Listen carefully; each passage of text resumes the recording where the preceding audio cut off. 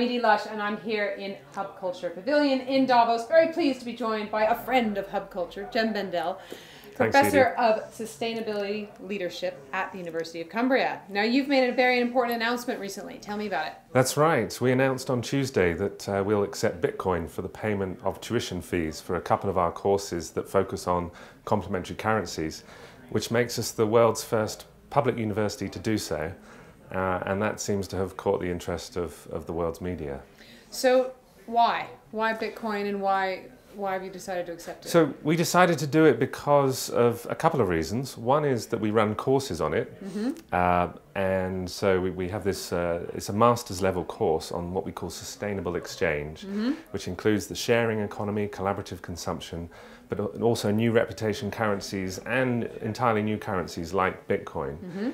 And I like to always experiment. My approach is not just to talk about things, but to try it out. We learn by doing.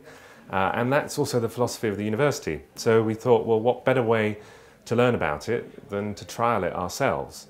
And so that's what we've done. We looked into it. It involved the finance department, all manner of people. Right. And we've managed to work out a system that works for us.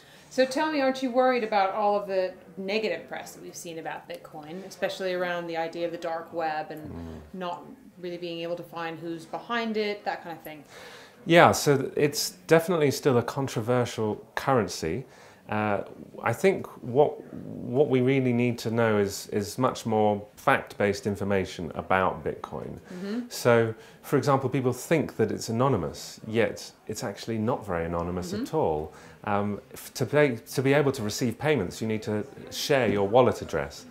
If someone's got your wallet address, they can see every transaction you make on the global public blockchain, this global ledger.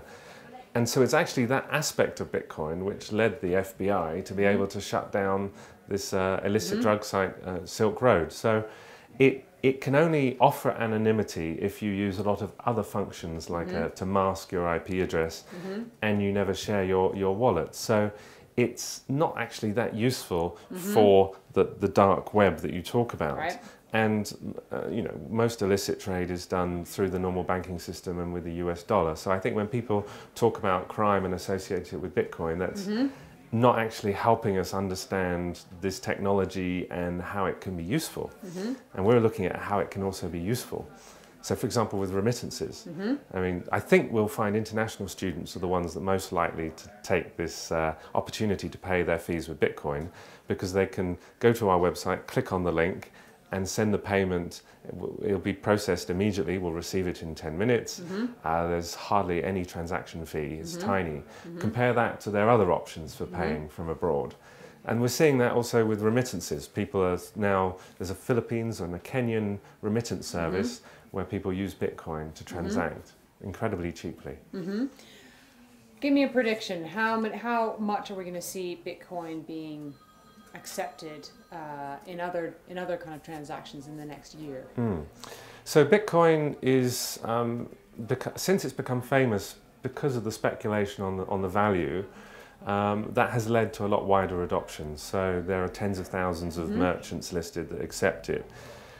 I think that Bitcoin itself has some weaknesses, some technological limitations. So the size of the blockchain, for example, will mean that the thing will slow down. So it may not be suitable to use the blockchain for, say, buying a beer or getting a maybe getting a haircut's okay, because that takes a while. Right. But for instantaneous transactions, maybe not so useful. So I think it will probably be bigger ticket items that people use Bitcoin for in the next couple of years. If you look at the blockchain, it's about $3,000 a transaction. Right. So these are quite substantial amounts per transaction. However, people are looking at ways of putting systems on top of the blockchain, as it were, to then make it easier for very quick, instantaneous transactions. So you have a system called Pick-a-Pay, for example, which is integrating it with tweeting, with SMS, so that all these quicker ways of paying, but so that then later gets added to the blockchain, and so they provide that interface. Jem, I want to stay here and talk with you about it all day, but we're going to do more of this on Friday, I believe. We are, yeah. So I'm here in Davos to organise this digital currency roundtable with the Hub and with Stan Stalnaker because of the VEN and the recent announcement. So I think Bitcoin is just it's what people gets this noticed, but there's a whole new field of currency innovation where people are being very creative around what kind of currencies will actually help the economy, help society, help the environment. So that's what we're talking about on Friday. Good. Jem, thanks so much for stopping by at the Hub Pavilion today here in Davos, and I'm Edie Lush.